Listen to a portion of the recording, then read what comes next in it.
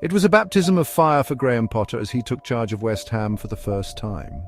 The FA Cup tie against Aston Villa promised a fresh start, a chance to erase the memories of David Moyes' tumultuous reign. However, it wasn't the debut Potter or the West Ham faithful had hoped for.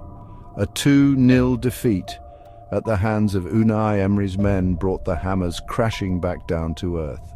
The scoreline painted a bleak picture, exposing the scale of the task at hand for the former Chelsea manager. The performance itself was a mixed bag.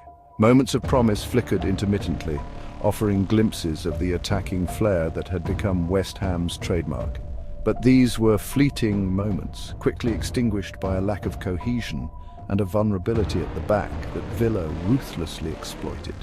Ollie Watkins, a constant thorn in West Ham's side, bagged a brace, capitalising on defensive lapses to secure victory for the visitors.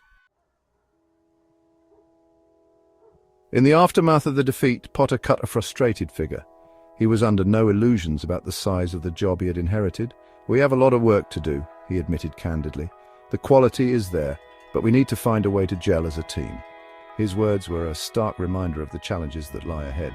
Potter's assessment was spot on.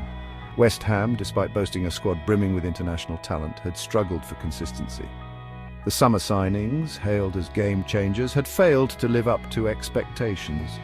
The midfield, often overrun and lacking creativity, was a particular cause for concern. The defeat to Villa merely served to underline these deficiencies. Adding to Potter's woes, West Ham were dealt a double injury blow. Star striker Niklas Füllkrug was stretchered off with a suspected hamstring injury. Early reports suggested a lengthy spell on the sidelines. Adding insult to injury, Jarrod Bowen, another key attacking threat, was also forced off with a recurrence of an ankle problem. These injuries threw West Ham's transfer plans into disarray. Potter had spoken of the need to strengthen in January, but the loss of Füllkrug in particular left a gaping hole in the squad. Whether the board would be willing to sanction further spending, especially given the hefty outlay in the summer, remained to be seen. Despite the disappointment of the defeat and the injury concerns, there were some positives for Potter to cling to. The team's work ethic couldn't be faulted. They had shown glimpses of what they were capable of, particularly in the opening exchanges. The challenge for Potter was to harness this raw potential and transform it into consistent performances. The FA Cup dream may be over for another year, but the Premier League remained the priority. Potter's arrival had injected a sense of optimism into the London stadium.